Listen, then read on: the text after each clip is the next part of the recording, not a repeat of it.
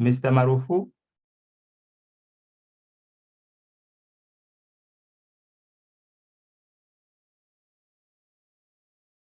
Is it dropped off?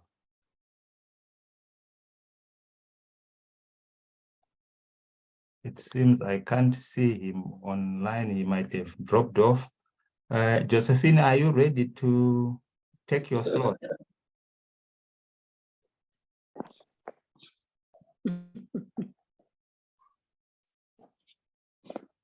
Hello, Josephine?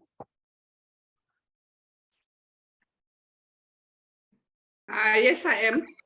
Right, okay. Let me just briefly introduce you so that you can take the slot. Then if Mr. Marufu joins us, he will take your slot. Okay, thank you. Josephine is going to take us through as farming as an enterprise. Josephine is an SME entrepreneur, consultant, which is small to medium entrepreneur, and she is a founder of Southern Africa Development Consultant.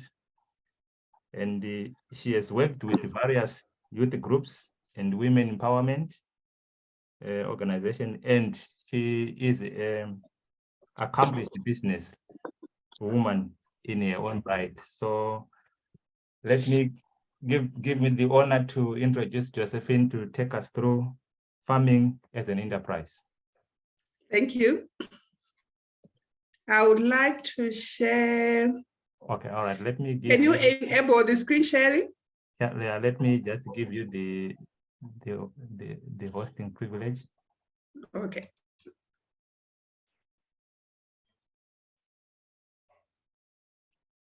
Here you go.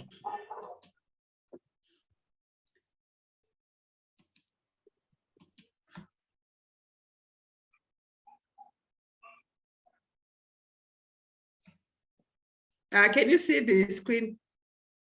Yeah, we can see the screen. I think it's still loading.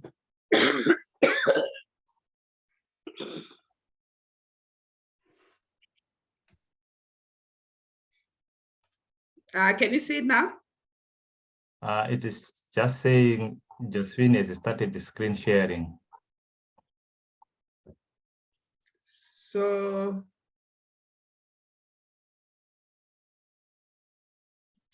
maybe you can. I think it's still loading. Still loading. Okay, that's fine. Okay, hi people.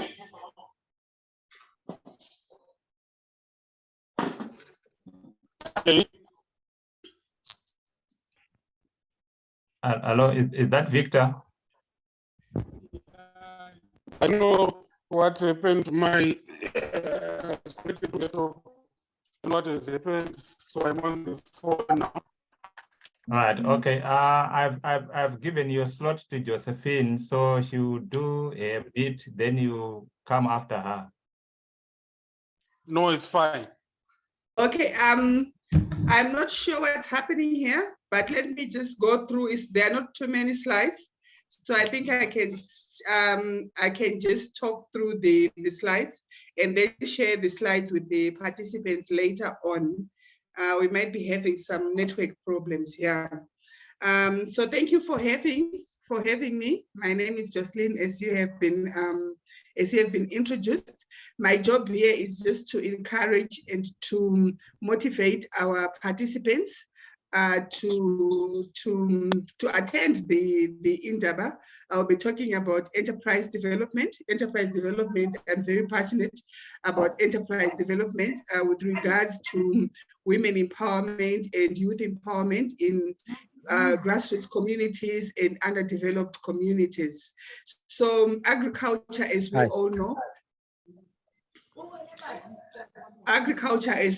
know, it is the backbone of many African countries. So first of all, I'm just going to go through what agribusiness development, because I'm on the business side of things. Agribusiness involves all agricultural business activities from production to consumption, including the supply of agricultural inputs, as well as the processing and distribution of agricultural products. Now, as you can see, if you look in Google, if you look in agricultural books, this is basically the main definition of agribusiness. But what we have tended to do maybe in the 21st century is leave some very, very important cogs in the value chain for agriculture to thrive. So I've also added in here enterprise development and media. You will see that with agriculture, you're looking at the supply side of things, you're looking at the technology, you're looking at crop production, you're looking at all those things in the value chain. But what has tended to be neglected in this value chain is the enterprise development and the media. And we all know that when most Africans, they learn agriculture through their families. And it's something that is not taken mostly as an enterprise. So this kind of thinking grows with people. And if you look at SME researches that have done in Africa, in Zimbabwe, you'll find that many SMEs are survivalists in nature. So people tend to just do agriculture to survive, not to build it as a very, very viable and thriving organizations. So and we find that most of our agricultural farmers, they tend to remain in this productive mode without really pursuing and without penetrating other forms in the value chain. So this is very, very important. As we have rightly said, according to FAO, by 2015, we'll need to produce 60% more food to feed a world population of 9.3 billion. Only 13 countries have developed export specializations. National markets are the main destination for African products, and interregional trade volume remains low at between 15% of total trade. And very, very importantly, food production sectors have the least access to finance, especially in Africa. So I find that there are really there's a really big market for agricultural produce, but also we have got all these pending problems that have always been part of the agricultural value chain.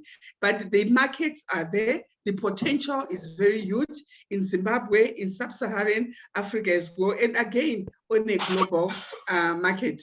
And if you look at how the access to African markets, you find that in Southern Africa only produces about 14% of the total African agriculture. So so you find that in Southern Africa itself, there are huge markets in terms of agricultural produce. What are the problems that we find within the agricultural value chain? We find that there is inadequate big data. Research remains a really big problem, especially within the agricultural value chain. We do not know the size of the markets. We do not know where the producers, we do not know the profiling of the producers. We do not know the mapping of the producers. For example, if you go on to the pig industry, who is really out there? What are they really producing? What are the gaps in the market for that particular industry? If somebody wants to go into that market, where are the gaps? Where is the investment? We have also very weak synergetic relationships. If you look at Zimbabwe, if you look at Africa, we really don't know who to connect with whom. Who do we connect with the markets? For example, I was chatting in a group of paprika and chili producers. Some of them were asking, where are the markets? I've got this chili that I produced, where are the markets? So we should really build these synergetic relationships to say, if a farmer already has a product, where are they going to get their best prices? Very, very importantly, we have got lack of enterprise development. Agriculture has remained largely, and I put in quotes, as a hobby. People are beginning to emerge to see the potentials that in the agricultural value chain, but it has really remained in very small scale. When I was in Mutare, a city in Manicaland province in Zimbabwe, there were some SMEs who were told to supply a very huge chain with doors. The first lot, they did it very well. The second lot, they did not, the quality was there, so they were all rejected. Now it's exactly the same with the agricultural markets. We have got people who will supply maybe garlic to a retail chain. They supply this month, the next month they are not able to meet capacity. So those are those are the enterprise development issues that we have to look at. How do you consistently supply a market? No retailer wants to say, you know what, you don't have garlic this month, so we are not going to contract you anymore. So this enterprise development, the business side, the finance side, the marketing side, the human resources, the operation side is really lacking within the agricultural value chain. Very, very important. Victor is going to talk about quality standards. What are our quality standards? Do we have quality standards in Africa? Have we developed our own quality standards for our own agricultural produce? We know there is gap, which can be very, very pricey, especially for African farmers. But do we, as Africans, farmers, have those quality standards? I've already talked about the survivalist attitude, and also we have very loosely knit agricultural associations. There are many agricultural associations, piggery association, horticultural association, whatever association that are there. But are they really binding? What value are they giving to their members? Where do they meet as associations to ensure that they fulfill the needs of the agricultural value chain? So this then also now we have the enterprise development itself. It's basically developing your agricultural activity into a huge enterprise. So you need to do the marketing, you will need to do the financing, you will need to do the branding, you will need to do human resources, you need to do CSR, you will need to do networking. So you will find that in terms of human resources, many agricultural farms, they are very family owned. So it's your mom, your grandmother, your wife, your children, but really getting a manager who is going to manage your agricultural concern is very, very important. So those are some of the things that we are going to be talking about in the Indaba. How do you now move from just being an agricultural concern, a small one, to building a big agricultural concern, for example, like Selby in Zimbabwe, like this big Ivins. If you go to Ivins itself in Zimbabwe, they are huge buildings, they are offices, they've got cars, they've got huge departments that actually man the premises. So this is very, very important. Now I'm going to round off with what I really want to call the Achilles Hills, where we are simply saying there have been a lot of complaints in terms of markets, in terms of access to finance. I would like to challenge everyone who is here to say, do we really have problems with markets, or it is our failure to develop our own markets, to develop consistently, to say if you are going to give a product to Pick and Pay or ShopRite, we really have not developed the capacity to do so. Why is that so? Because sometimes as farmers, we are still working in silos. You've got your 100 chickens, which you deliver one day, and the next month you cannot deliver. So are we really saying that we do not have markets, or we have not really understood the dynamics of what our retailers and what are the consumers of agricultural products really want? It's something that has been really flighted. It's something that people have complained about, but I would like to challenge everyone here to say, do we really not have markets when you have that when you've got that need for agricultural products? Then also we have a problem with access to finance. As I have said before, I've worked a lot with women in grassroots projects. I've worked a lot with youth, but we are saying that you've got a huge population. For example, these days I'm doing some research on savings clubs. I have found that there are about 500 women in those savings clubs. And if every woman every month or every week pays $1, we have about $500. If they do so for the rest of the month, they've got $2,000. That's enough for startup funds. So do we really have problems with access to funds? As you all know, banks also want to protect their investments. They also want to protect their shareholder interests. So if we do not have any equity, if we do not have any surety, are they going to give us the money? So we have to find very, very innovative and creative ways of accessing to funds, because as I have already presented, agricultural related industries are the least funded by banks because of their high risks. So it's something that we want to talk about in the Indaba, just how you build your agricultural concern into a big industry. And I would like to encourage all farmers here to say, you know what, let's stop this business of, you know what, it's just it is just a hobby. I'm having this small piece of land. I'm just doing this and that. Think like an entrepreneur. Think like Bill Gates. Think like Elon Musk. Have a strategy for 5 years. 5 years, I want to be $1 billion industry. How am I going to get there? Who am I going to get there? Why do I want this? So this is the kind of thinking that we really need to start developing in order for us to develop very huge agricultural enterprises. And if possible, let's stop complaining about the markets, about the access to finance. Markets are there. Let's be innovative. Let's be creative. Thank you very much. Sorry, Josephine, there's someone who has got a noise in the background. Can you mute your mic?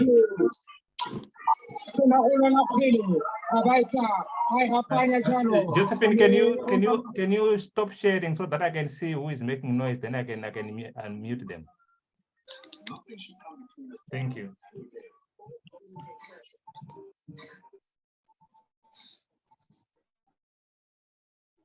All right, you can go ahead.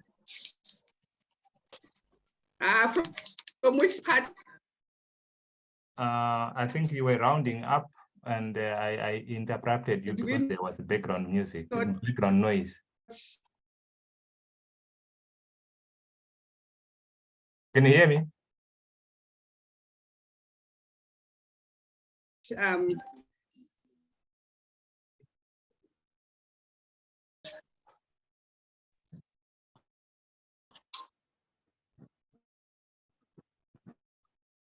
Okay. What I just want to encourage the entrepreneurs and the agripreneurs who are attending this platform is, now let's be innovative. Let's be creative. There's a lot of technology that is out there that has been developed that you can still develop as African countries. Let's stop complaining about access to financing and find areas, and let's find innovative and creative ways to build our own financing, to resource our own agricultural enterprises. The markets are there. The thing is, we have just not been consistent in supplying our markets, maybe also with quality produce. So it's something also that we really need now to think about and really build capacity towards ensuring that we build quality produce to just not national markets only, regional, continental, and also global markets. Is something that can be done if we change our mindset. Thank you very much. Thank you very much, Josephine, for such a informative and exciting presentation. We have been challenged that let's think in other terms and other ways, develop enterprise, look at agriculture as a business, not as a hobby. Are there any questions on the platform for Josephine before we go to the next speaker?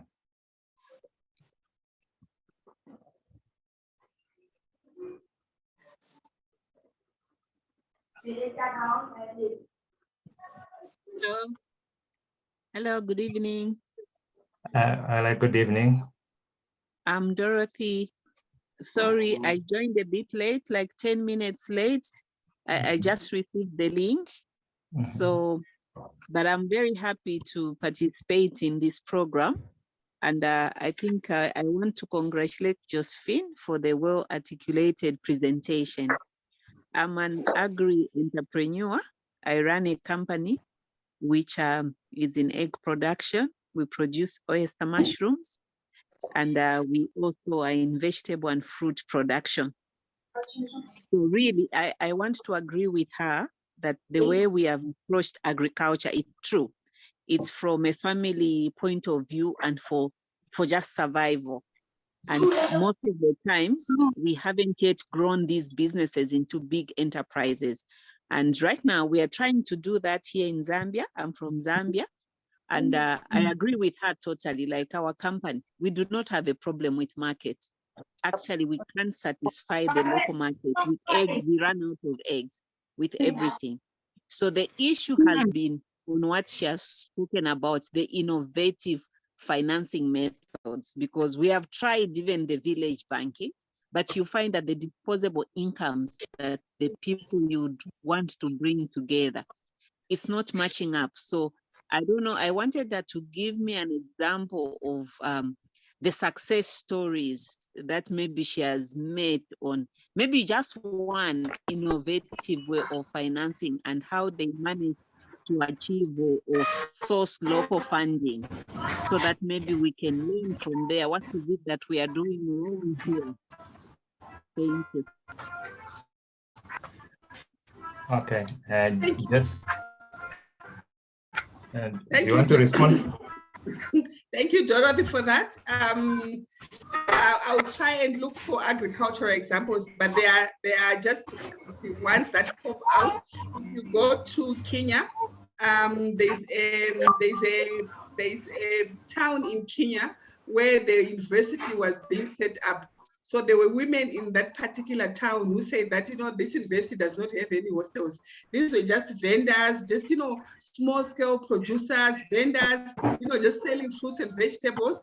They came together, thousands of them put their money together as savings clubs and build these hostels. Now they are getting a lot of returns from those hostels, from those students. So that's one. If you also go to Kenya, I love Kenya because it's got a lot of innovative technological and a lot of financing solutions that it has shared with Africa. They are what we call bola drivers, those ones who drive those little motorbikes. You can also Google that.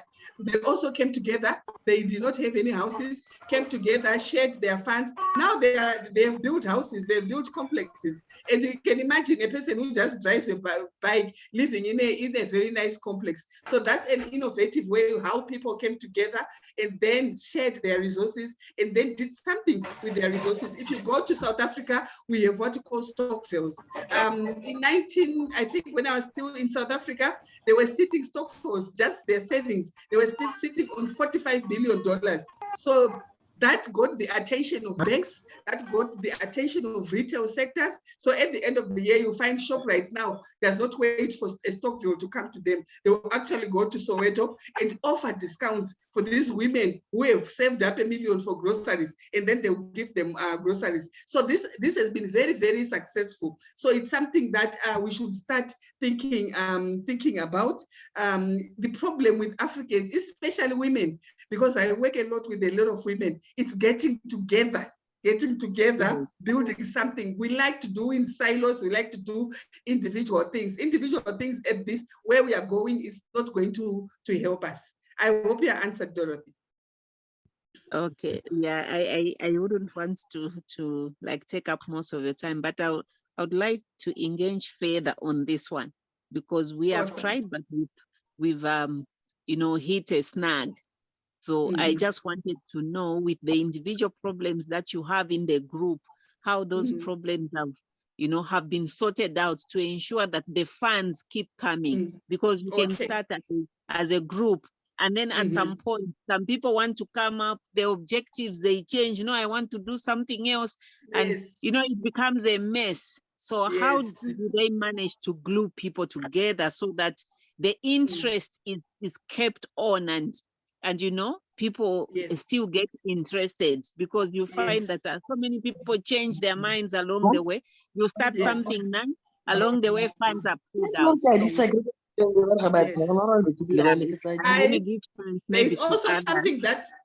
There's also something that comes to mind when I was in Manicaland province in Zimbabwe.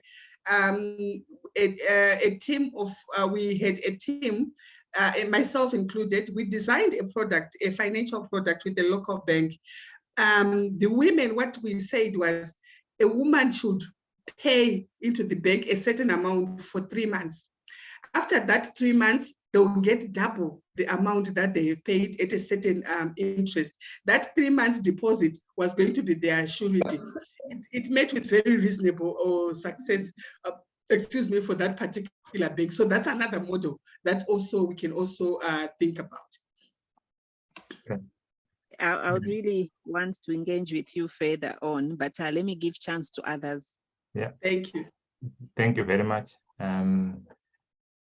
And Victor, if you can take note of there's Zebi in the chat. He wants to know if there's a WhatsApp group. I think you can add him to the Zambian one. There's Zebi and the Claire.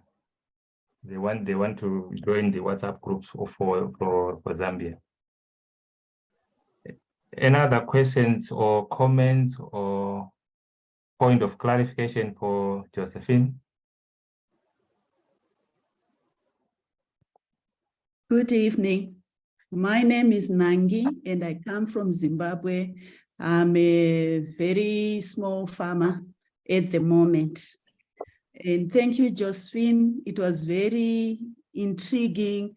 It got us thinking and seeing quite a number of things that we are not doing right as we try farming.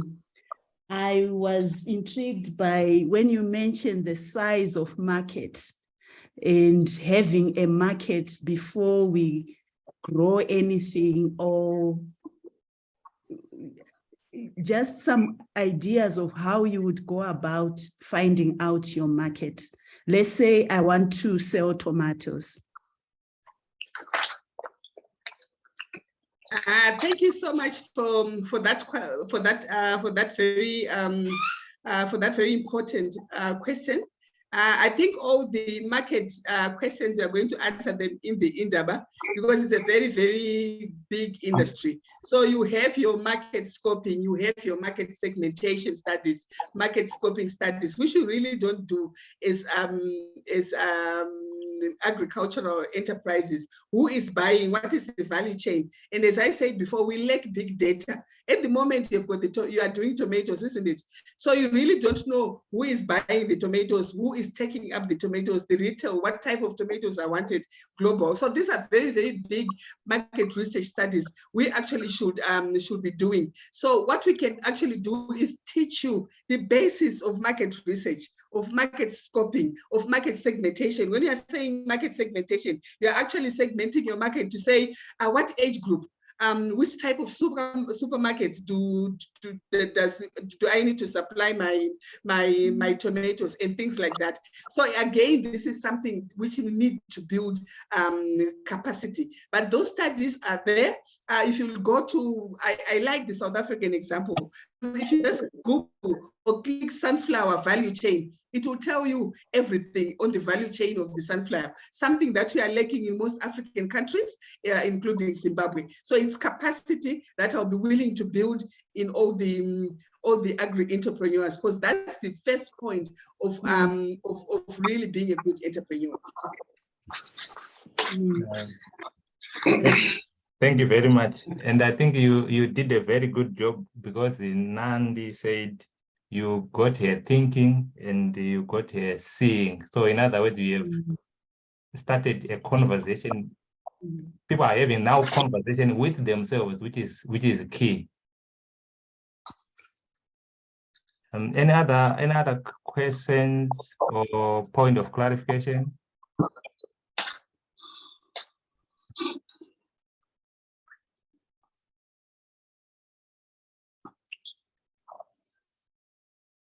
If not, we will also have an overall question and answer at the end of the meeting.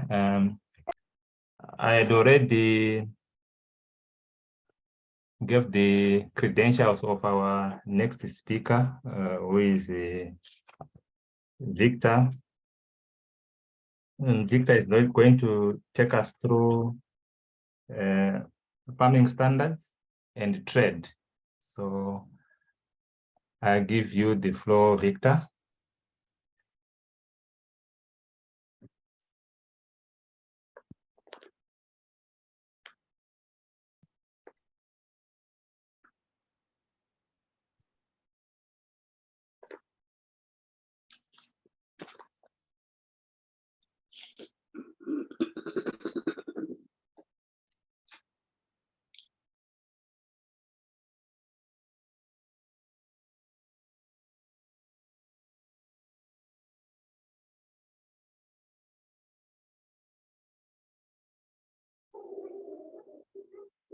Are you there, Victor?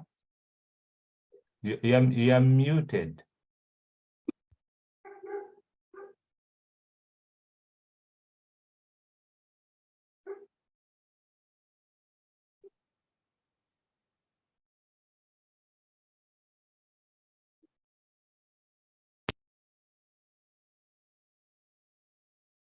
Can you hear me, Victor?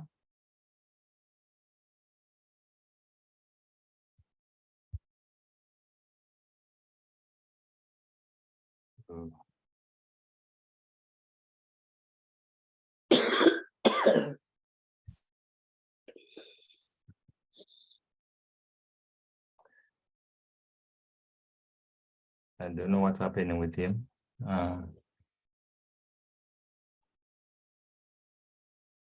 Victor, can you hear me?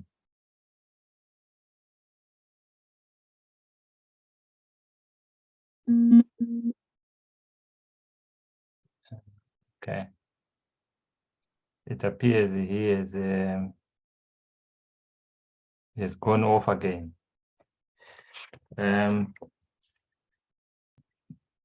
Dr. Tichetu, are you ready?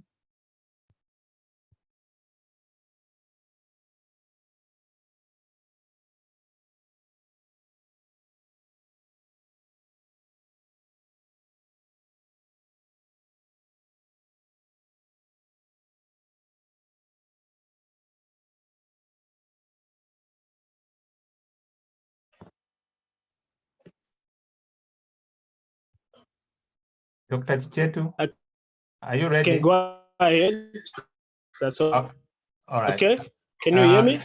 Yeah, I can hear you. Do you want to share your screen so that I can give you the co-hosting privileges? Can you hear me?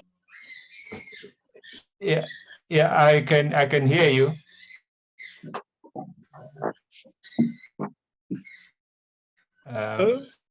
Victor, you are muted, and I think we are going Yes. to have Can you Dr. hear me? Tichetu, then you can come late after him. Can you hear me? Yeah, we can hear you.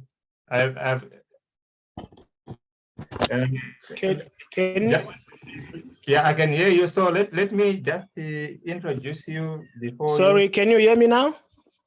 Yeah, we can hear you. Good evening, everyone. Maybe if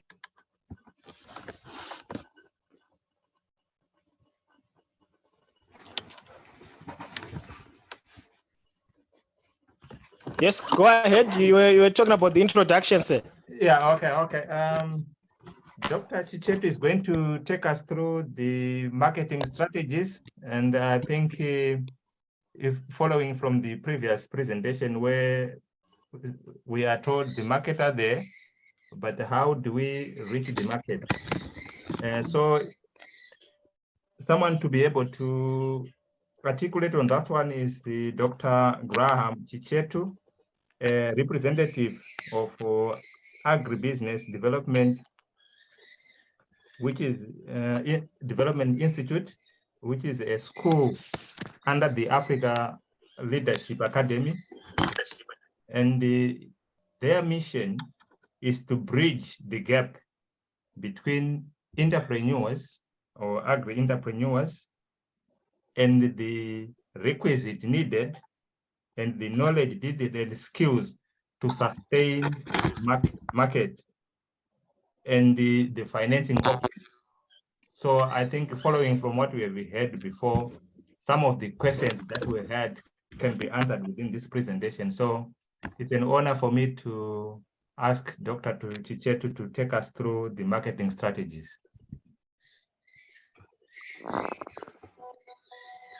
Thank you, sir. And once again, a wonderful good evening to everyone. I think it's actually providence that I have to come after Madame Jocelyn, because what I was going to talk about, much of it has also been covered, so it will be a matter of reinforcing what Madame Jocelyn was sharing with us. So my talk was really going to be on the market-oriented farming. So it's more to do with starting the conversation on how we can move from being production-oriented to being market-oriented, and not as much as dwelling on the specific marketing strategies themselves. And I think, as Madame Jocelyn indicated, that's a broader subject area, and we'll definitely be covering that in greater detail at the Indaba. So for this evening, if you allow me to share my screen, hopefully that will work out. Please do let me know if you can see my screen. If you can share, we will let you know. All right, let me.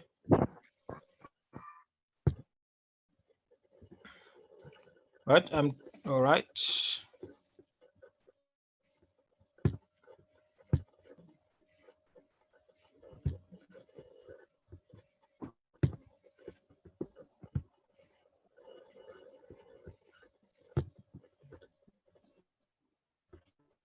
Okay. Can you see my slides? Yeah, we can see your slides. Great.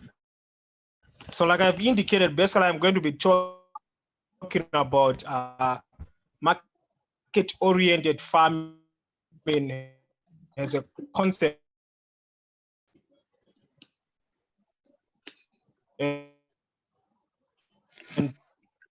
as Jocelyn has indicated, this is where we really need to take agribusiness to, if we are going to have agriculture really being the backbone of the development of Africa at large. So what we will cover this evening is we'll look at the concept of agribusiness, the levels, components of agribusiness, and concept of market-oriented farming in the changing agribusiness scenario. It's interesting that Jocelyn mentioned it is being discussed. It's really an area of contention amongst different practitioners, especially when it comes to action, for us to be able to, because when you look at the current, it is estimated that about used is wasted. And this is a very big waste. Also true, even if food that is produced actually goes to waste. So there's that discussion on whether we really need to increase production, or whether maybe we need to change our models, our farming, our agribusiness models, to ensure that every food, every produce that is coming from the farm goes ultimately to the intended consumer. In Zimbabwe, just looking at Zimbabwe, it is estimated that 18 to 20% of vegetables and fruits that are produced goes to waste. And this is valued at approximately $2 million. So this is $2 million US that could potentially have been going into the pockets of the producer. So it's a very interesting debate there. When you engage smallholder farmers, the talk is always about there being no market for their produce. When you are now looking at the macroeconomic level, there seems to be supply seems to be lagging behind demand. But then when you look at the reported estimates of the food that goes to waste, it just boggles the mind. So where are we missing it? Where are we missing it? And I think one of the reasons why we end up with this scenario is because, as producers and as farmers, the focus is not on the market, but the focus has been more predominantly on production, as Jocelyn emphasized. And when we tend to focus on production, you find that we tend to produce more than we are clear on how exactly we are going to dispose of that with regards to getting it to the ultimate end consumer. So This is the reason why you find that for many countries, the wastage that is being reported also translates to food import bills. So in as much as we report $2 million worth of vegetables and fruits being lost, we also equally report more than 2 million worth of imports into the country of food that we could potentially be producing here in Zimbabwe, for instance. And also another interesting statistic that only 25% for sub-Saharan Africa for developing contexts as compared to 50% concern as we look at agribusiness at large here in Africa. Now, what we need to appreciate is that there are different levels of agricultural production. And I know Jocelyn also made reference to hobby farmers. This is the lowest level, if I may call it that, the lowest level of agricultural production, where we are having individuals that are just doing it for the fun of it. So the end goal is not really to contribute to the overall economy of their communities, of their nations, but really it's just for recreation. So they have a backyard where, over the weekend, they can just be planting some maize, doing some sweet potatoes, nothing serious, but just to while up time. For them, it's recreation. Then we have the sustenance or livelihood level. And this is where we find most of our smallholder farmers at as well, where the primary motivation for agricultural production is to live off their produce. So this is at the household level. So the challenge with this level is that production is so much integrated to the goals, to the realities of the household.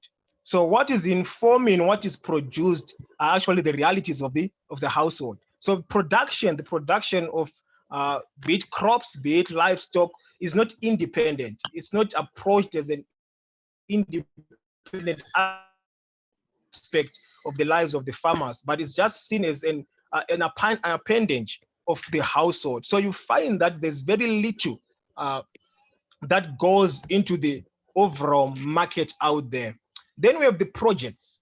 This is another very interesting segment of agricultural production, where we are having individuals that get into agricultural production very clear about when they are getting into it and when they are getting out of it. So the primary motivation is because they are looking at raising funds for something else.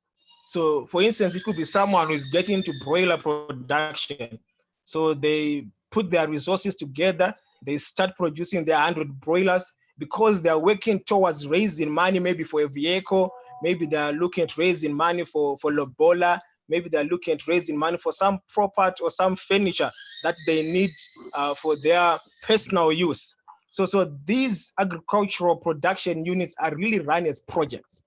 Now, the challenge, especially with projects, is that they create a grave distortion in the market. Because for a season, during their lifetime, during the lifetime of the project, there is an impression that there's increase or growth of the industry. It could be the broiler market, for instance, because we're having 20, 30, 50 people who are actually producing with the sole aim of raising funds for maybe new sofas for their lounge, or maybe raising funds for vehicles. So unfortunately, for those months that they are producing, they create a market distortion. And this disadvantage is now those who are truly in agribusiness. These are the guys who are really in it for the long haul. So this is the level that we are advocating, and we want to take our agricultural production to, where we are in it as a business. We are not doing farming as projects. We are not doing farming just for sustenance or livelihood, and definitely we're not doing it as a hobby. If we are going to reap the most from agriculture, then we need to approach it as a business. Now, there are also different business approaches that you can take, even as you are looking at agriculture as a business, because with market-oriented farming, we are making that shift from being production-oriented to being commercial.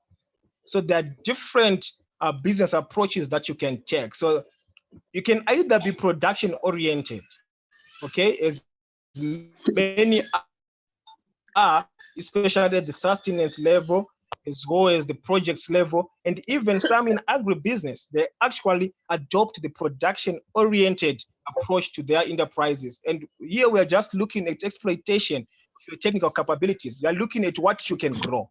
For instance, say maize grows well in this particular region. Maize grows well in... Sorry. Oh, there's some noise in the background there. Sorry. Let me.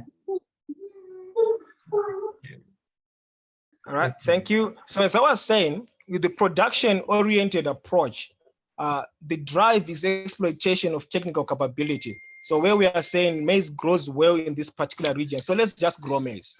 Or maybe I've been exposed to growing maize from my childhood. We have always been growing maize as a family, as a region. So let's just grow maize. So you find that profits are sought to be gotten through supplying to markets, where task is one of allocating supplies between different markets. So we are just saying, you know what? Let's grow maize. This is what we know. Then once we grow our maize, we go to the market and we look for a market there. Whatever we can get, we go by that. So this is production oriented. Unfortunately, there seems to be more satisfaction in saying that I've grown 10 tons of maize this year. I've plowed or I've planted 10 hectares. I have 10 hectares under seed this year, but we are not yet clear of how exactly we intend to sell off the produce from those 10 hectares. Then we can also have the selling-oriented approach, where there's promotion of consumption of what we have produced. So we are not very much driven by production, but we are saying whatever we produce, let's just try as much as possible to sell it. So let us sell as much maize as we can. Let us sell as much broiler chickens as we can. Let's just push the volumes. I'm sure you've heard people saying it's all about volumes. It's all about pushing the volumes. So that's a selling-oriented approach to business. But now with the market-oriented approach to business, we are saying let's identify the market one. Identifying the wants and the needs of the consumers. We match those wants and those needs with our resources. So you find that income with this approach is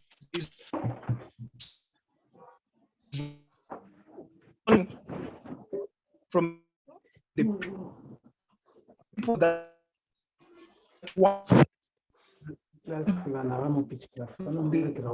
vegetables that we are growing.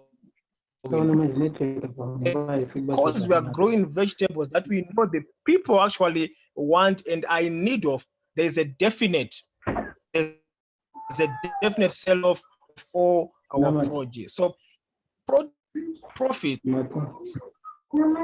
are realized through provision of customer satisfaction by make difference with market-oriented prospection. The emphasis is the customer, opposed to what we can grow, as to oppose if we produce, let's sell it off, or what can customer need.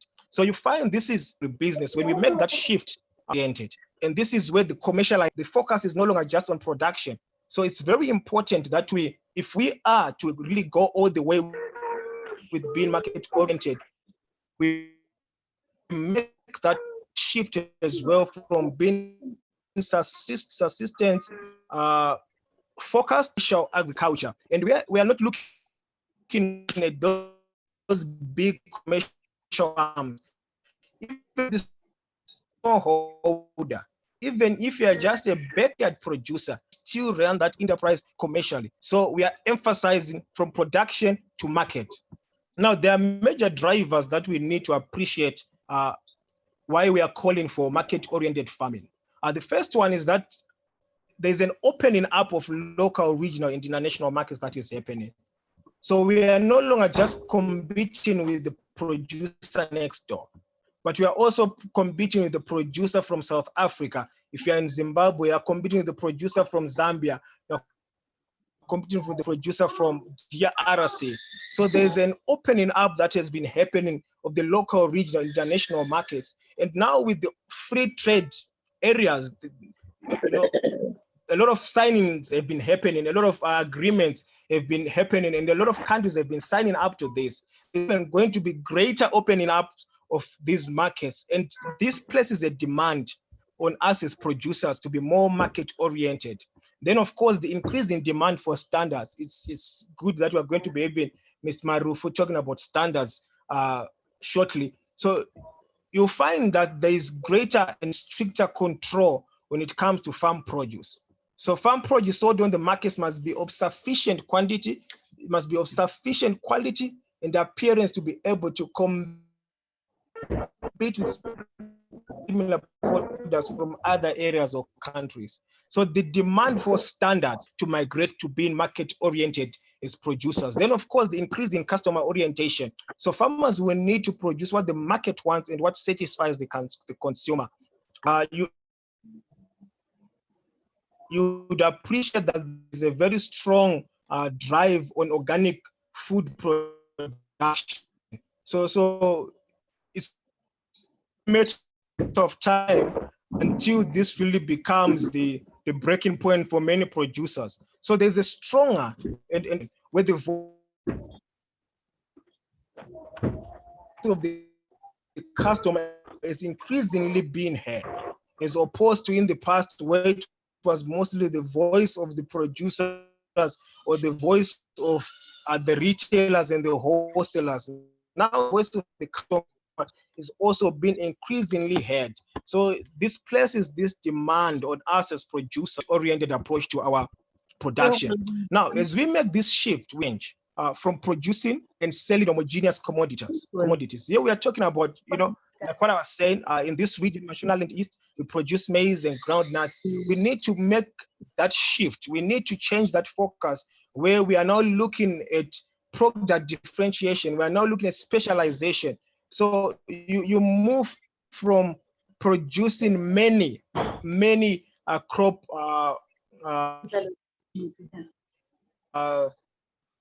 varieties, if you like we are doing maize, we are doing cotton, we are doing groundnuts on the feed product, because it allows you to do a better job when it comes to market scoping, as Jocelyn has already indicated. You can do a better job when it comes to identifying your market, creating a relationship with your market when you're focusing on one particular product. So there's greater need for specialization as we move towards a market oriented approach. Then there's also the need for us to be more innovative. We cannot continue with farming as we did before. We need to begin to adopt more efficient and effective farming systems. There's so much talk about hydroponics now, or soilless farming. There's so much talk about alternative protein sources for livestock feed. We need to begin to be actively engaged in all these developments and see how best we can take advantage of this and be moving with technology as well. So there's a greater emphasis on innovations when we begin to go market orientation as opposed to traditional farming. Then there's also an emphasis on managerial business skills as opposed to technical skills. So you find that with the traditional way of doing farming, the emphasis has been on the technical skills of production. Okay, and there have been many workshops on mushroom production, broiler production, beef fattening. The focus has been mostly on production, the technical skills of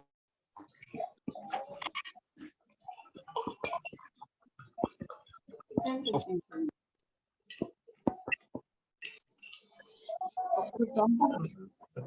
think there's someone. But now, if we are to go market oriented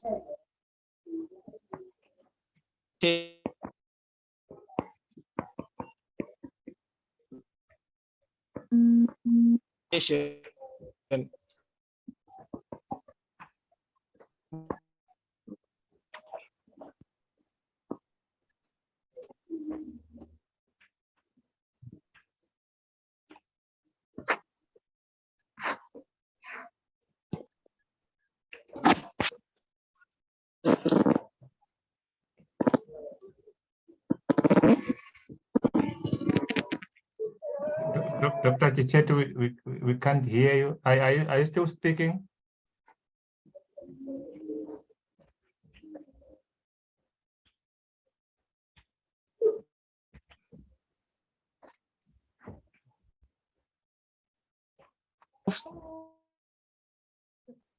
Can you hear me?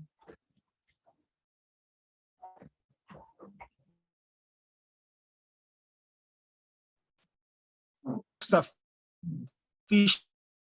in the long run. I think Dr. Chichetu, your internet might be slowing down.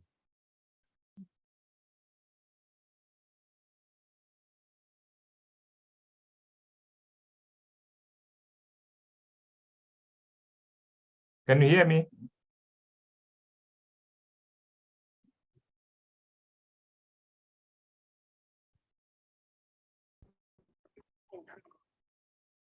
It seems his internet is playing up. Can you hear me?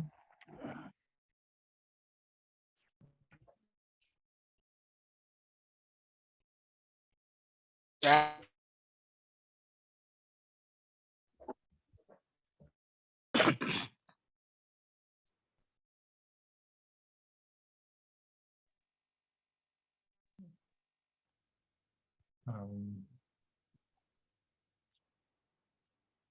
Dr. Chichetu, can you hear me?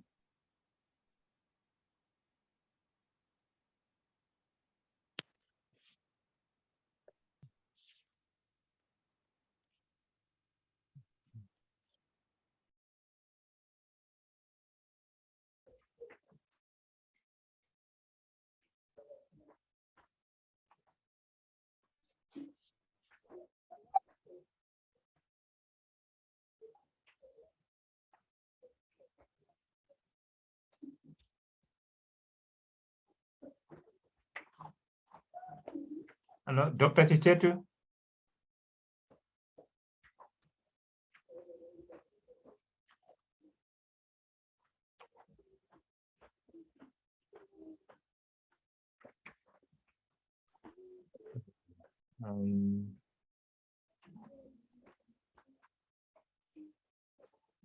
Let me...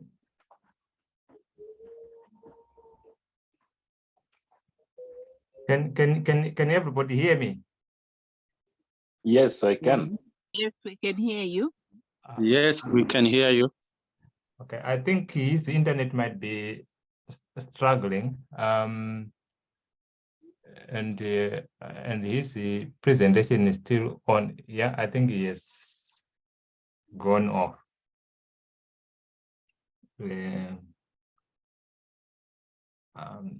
We can have a little bit of discussion of what sense have we made of his presentation so that it can sink in our minds.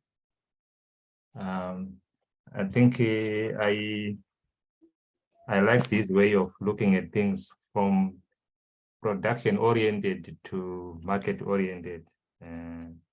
It was, I think it is thought provoking to me, and I think it is seemingly flowing well with what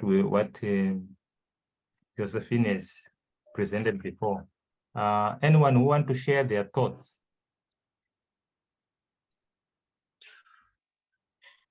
I'm back on board. I don't know if I'm audible now.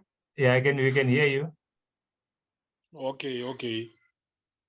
Sorry, it looked like I've been busy going more out than being on the meeting. Okay, all right. But I think although it has happened by not by design, that Josephine Yes, yes. started off, and Dr. Chichetu came next, and I think we'll wrap it up. No, that's fine.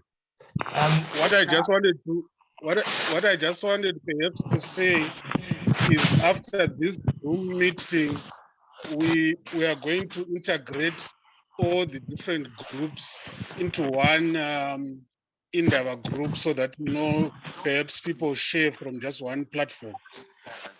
Oh, all right, that's fine. At this point, I just wanted if anyone can volunteer just to give us their take from Dr. Chichetu.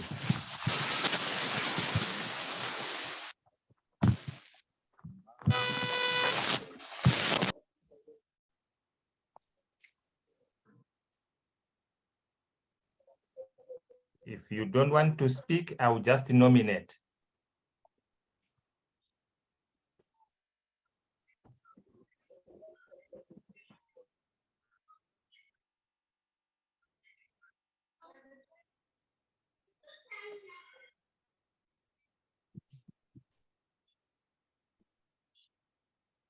Lady Ogi, would you want to give us your take from Dr. Chichetu's contribution?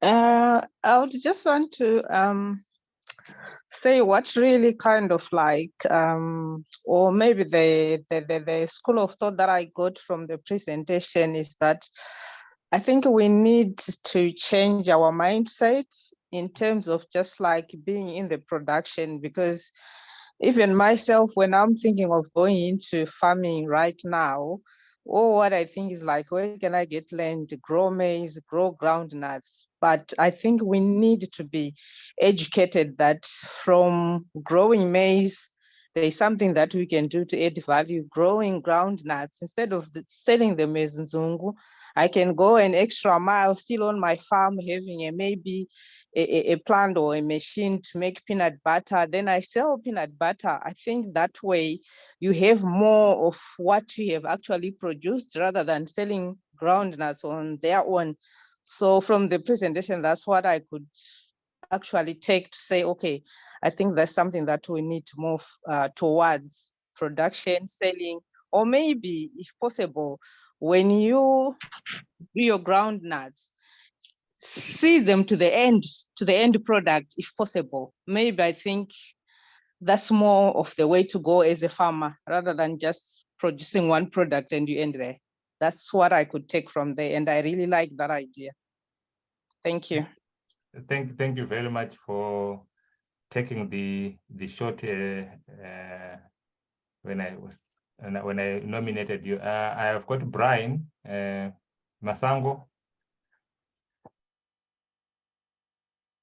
Okay, one thing that I took from presentation is the specialization issue, because what I had in mind was that you should have a number of enterprises running to complement each other. Like maybe you have your tomato, you have your tomatoes, you have your green vegetables, and you also have your green pepper and things like that, running all those things, so that out of things like that, that's how I was taking it. So I'm sure in there I would want to learn more on the specialization and how it can be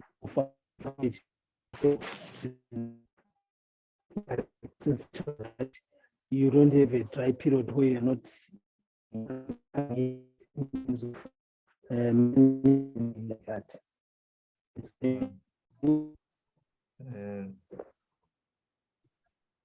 Thank you very much, Brian. And there will be loads and loads of to take when you come to the Indaba in Harare this coming month. I've got Edison. Okay. Thank you very much for informative presentation. I was touched by how much we are losing as communities or as a nation to waste because we are failing to strategically market our produce. So I believe in time now, maybe there is so much is needed, maybe as investing in educating, because you realize, I would take for example for Mbare Msika, the majority of suppliers for the produce at Mbare Msika are from mostly marginalized communities, meaning that these farmers, they don't have the know-how, they don't have the expertise. So I think there must be a lot of stakeholder involvement as far as educating these farmers on how best they can integrate what they are producing and the market. So it's quite an area we need to take cognizance of as nations or as a country. Thank you. Thank you very much. Very informative as well. Is there anyone who has got a burning contribution before I call upon our last speaker?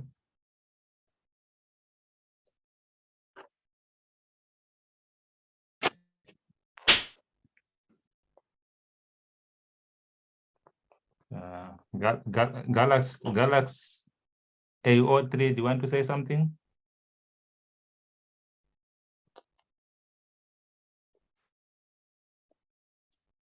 All right. If there are no further comments, okay, that's all right. I want to say. Sorry.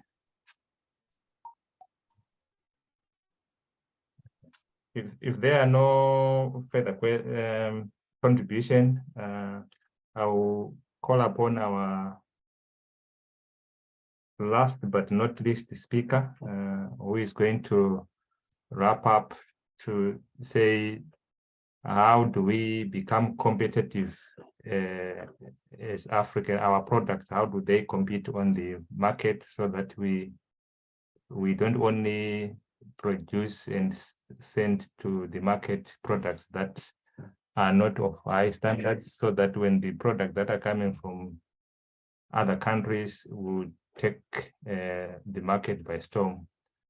So we have got a man that is got passion for quality in terms of what we grow. I was fascinated by his story that he put on the Facebook, where he says you might grow your tomatoes and you spray them in the morning, and you hear that okay, or whichever chain store you have in your country, they need your products urgently and they can't wait. And the chances are, because there are no standards to be followed, you just go and harvest, and we end up with the tomatoes that are not safe for consumption on the shelves of the supermarket. So they want me to welcome Victor Marufu to talk about farming standards and trade.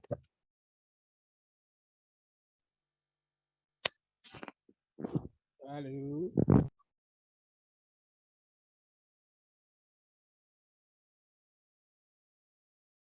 You are muted.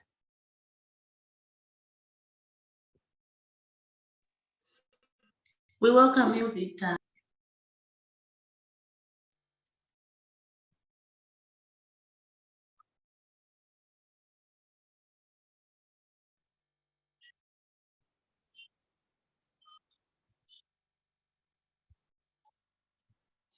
Hello. Hello, we can hear you now. You can hear me now. Okay. I will not take much of time. I know.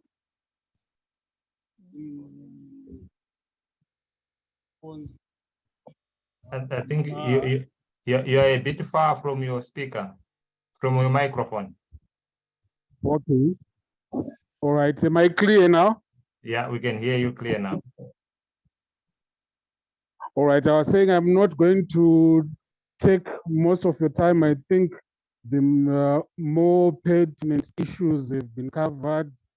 I'll just briefly maybe outline why we have formed this initiative and why AGAPO, which means Africa Good Agricultural Practices Organization. It's mainly because we have got no access to certain markets because we don't have quality standards. Our farming is almost at an informal stage until and unless we start thinking of exporting. That's when most farmers hear the word standards and they run around, and it's also very expensive because we are using European companies with the global gap standards to very expensive. This is why we said let's look at market like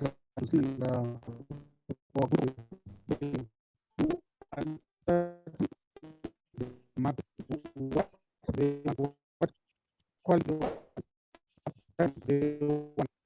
Then we start farming, and we are also looking at We can't hear.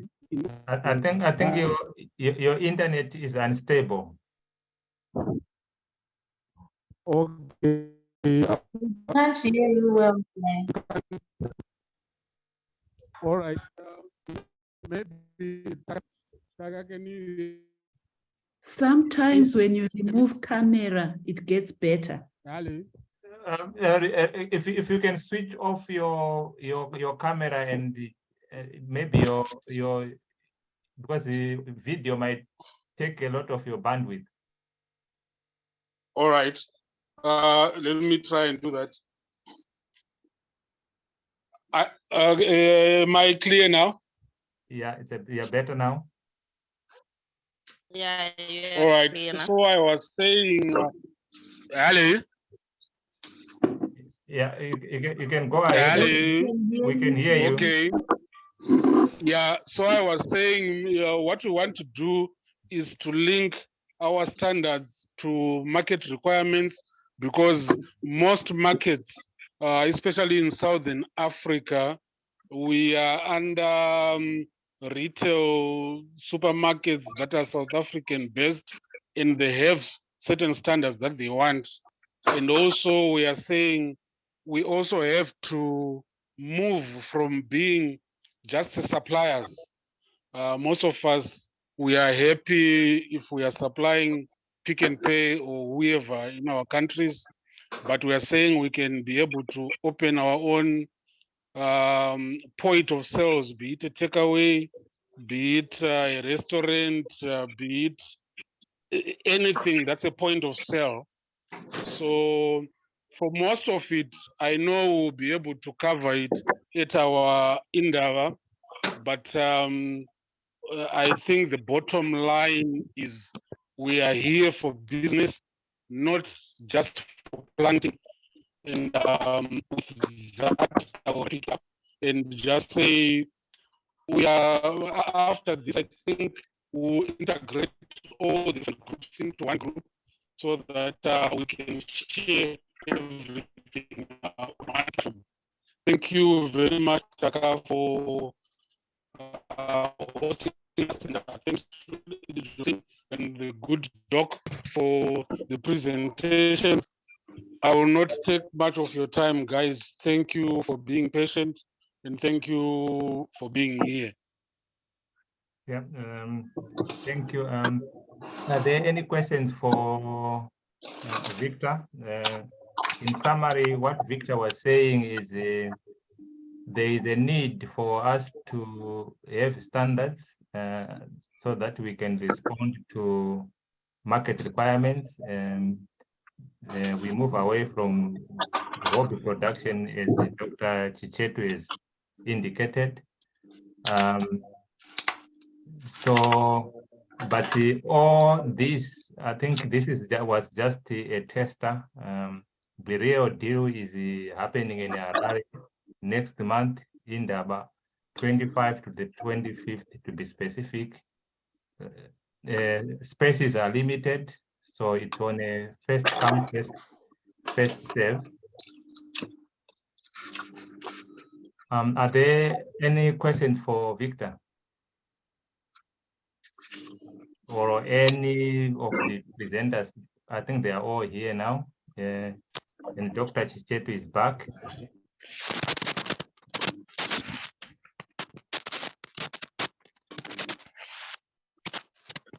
Lady Ogi.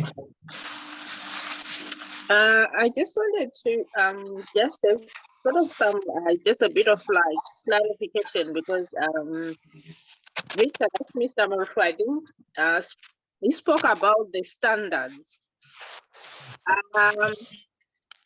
Are we trying to come up with our own standards as Africa region, or we always have to measure up with the Western or the European standards? What is it? Do we have our own, or we are trying to create, or we use the European standards? Okay, thank you very much. We find that every country subscribes to certain food codes, and Zimbabwe, all subscribe that. And there are certain standards which, depending with your country, they can be coded differently, but we accept what we have done. The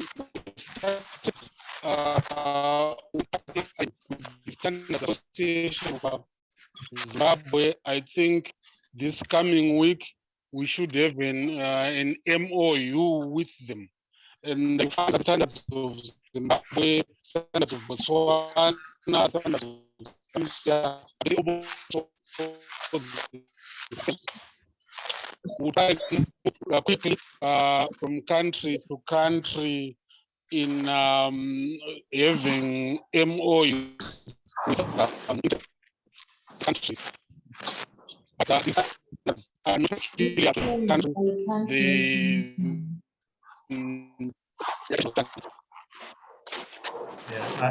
I think Victor, your connectivity is unstable, and I think you are breaking up quite a lot.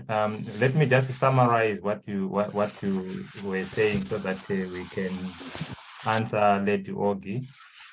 What Victor is saying is currently we don't have standards in Southern Africa, so the drive is to come up with the standard that we can then ask farmers to subscribe to, where we have got different standard association in different countries. For example, in Zimbabwe, we've got SARS, but so we are going to have an MOU with the SARS so that they can give us their standards so that we can build all the areas of production for agriculture, and then we can have a that we can then follow. Thank you very much. Thank you. You're welcome. Dr. Chichetu, I think people appreciated quite well your contribution was clear and to the point. Though we lost you in the last bit, but I think people actually came up with the things that they've taken from what you were talking about, especially the idea of moving from production oriented to market oriented, and I think people have learned quite a lot from your contribution. I don't know if anyone wants to ask a question that you may want Dr. Chichetu to answer directly. He is now in the house.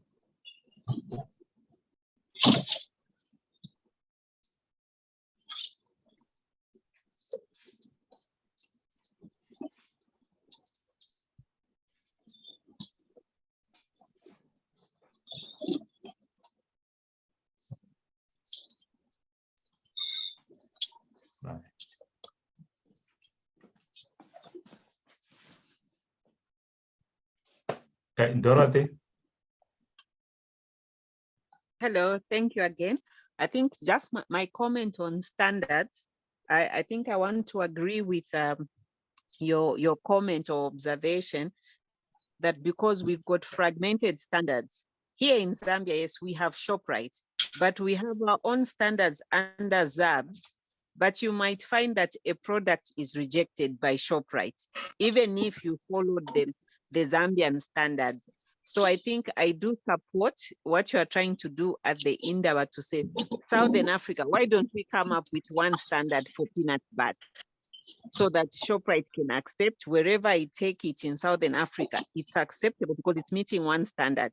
Because I might be comfortable locally in Zambia that I've met the standard, but I'm not able to distribute my products through ShopRite. Also, I'm agreeing with the doc that also opening up our own selling point is also ideal because one day ShopRite might leave our market and then we might find ourselves without a distributor or a reputable distributor. So I think it's also something to look at in terms of risk management. The standards are key. I've got an example of someone here who was complaining they're doing peanut butter, but when they took their peanut butter for testing, it had fingerprints in there. And one of the supermarkets couldn't accept that because it had fingerprints. So I think just the way we are processing, also in the value addition, the standards, the equipment that we are using, the safety, food safety issues, I think also are key in order to have our product have that integrity and other people are able to accept that it's clean, it's safe to eat.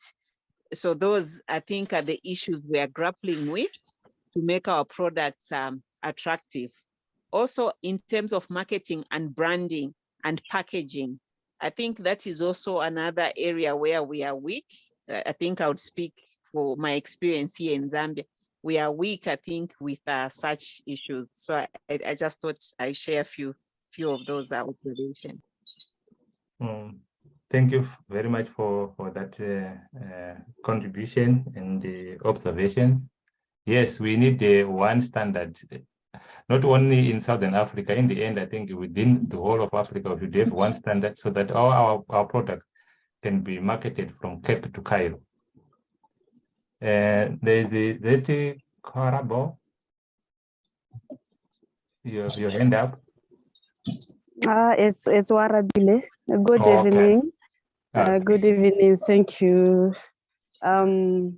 I organize events here, agricultural events here in Botswana, and the main objective is to really reach out to subsistence farmers.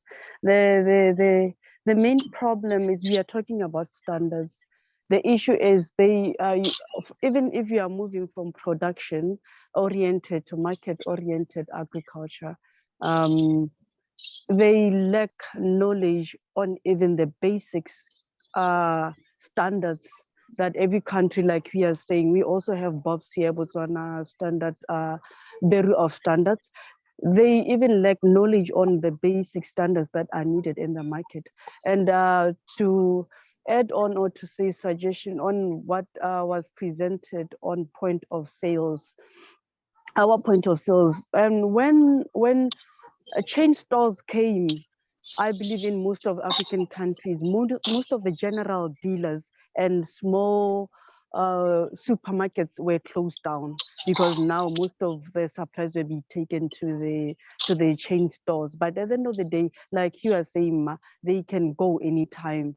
So we need, even in these big malls, to be having cubicles probably of those locally made products. There's peanut butters. We don't always have to be taking everything to the chain stores, because to even market a product to enter into the chain store to meet that standards is some of the most difficult things that are even the farmers are. That is why they don't even go to that extent of processing the products, that they're not even going to be allowed to go there.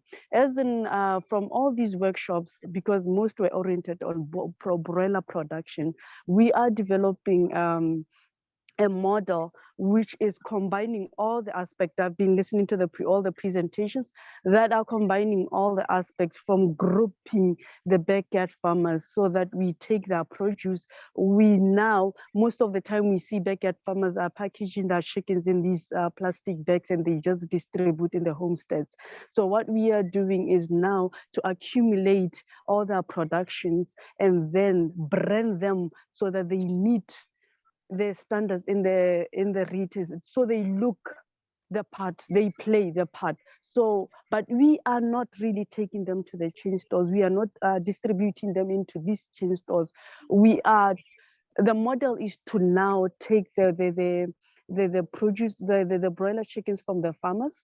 We process them in our owned selling point, which is a butchery. There, the customers, the clients can know there's a butchery that you need your chicken packaged, you need your custom cuts, you need any processed chicken. That is where you can go, because at the end of the day, competing with these big commercial poultry farmers is also just too much for the backyard farmers. Yet you look at the market, they are the ones who are producing so many chickens. Yet the commercial farmers are producing less chickens. Yet you enter into the market, the same commercial farmers are supplying so many chickens in the retailers, but the backyard farmers with so many chickens which they are producing have got no market in the chain stores.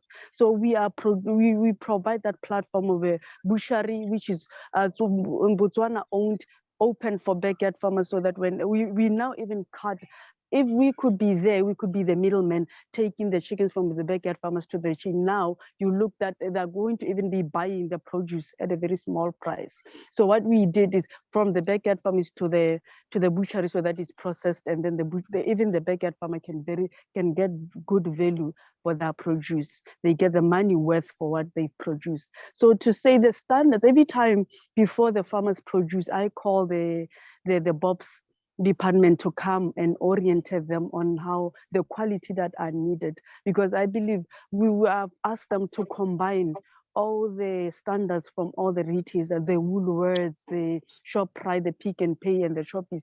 So they come and say, this is what you should expect when you go to Woolworths. Woolworths needs this, and this is what as BOPs we look at when you bring your produce, so that we can tell you is whether it's certified or it meets the standards. So now reaching from country to country, reaching to the southern region, we need those standards, which we can now be exporting products which meet the same standards that are within every country. And then, like you are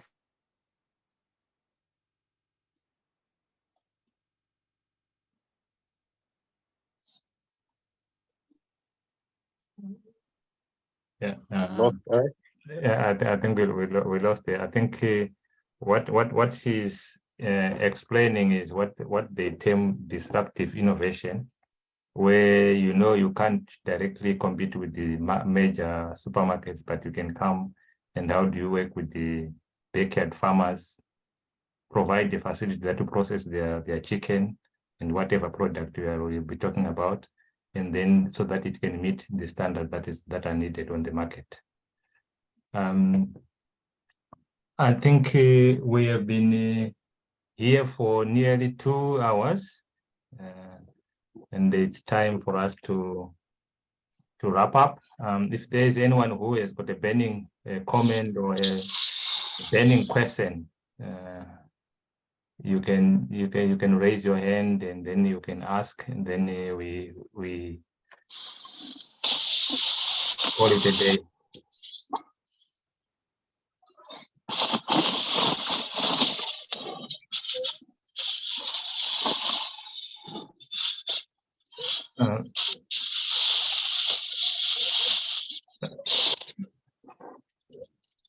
Ratidze, your mic is on. Do you want to say something?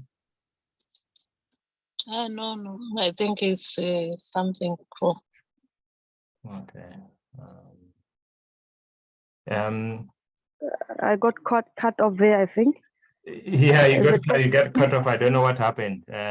But Okay. I summarized your comment to the audience when I said what you were simply explaining is what the term disruptive innovation, where we know as smallholder farmers or backyard producers, we can't compete with the major producers, but what we are now doing is create a facility that process their product and that will meet the market standards, so that you can then take the lead to market their product. They'll just bring them to you, and then you market to you market to the customers. Thank you. Thank you. Yeah, that's all right. If there are no further comments or contribution, I want to just appreciate everybody's participation. It has been a lively meeting, and a big thanks to our presenters, starting with Josephine, who started telling us about thinking about agriculture as a business, as an enterprise, to Dr. Chichetu, who I think the punchline that I got from his is we might change our mindset from production-oriented to market-oriented. And it was wrapped up by Victor, reminding us that we can produce, but if we are not producing to standards, we may end up throwing our produce down the drain, because the market cannot accept something that is not of good standard.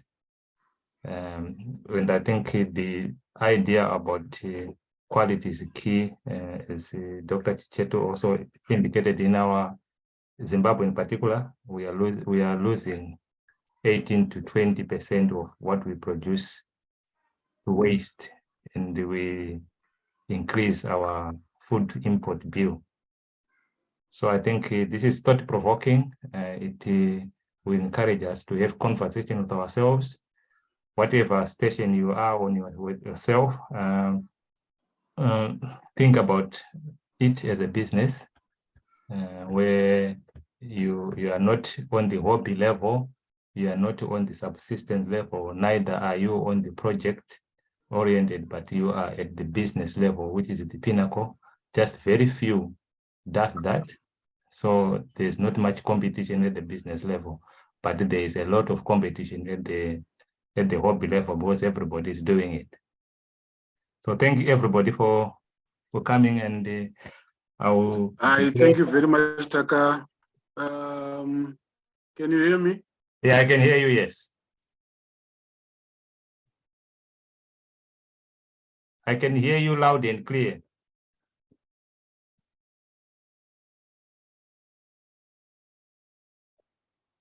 Okay, I think I can declare the meeting ended at 2046 South African time.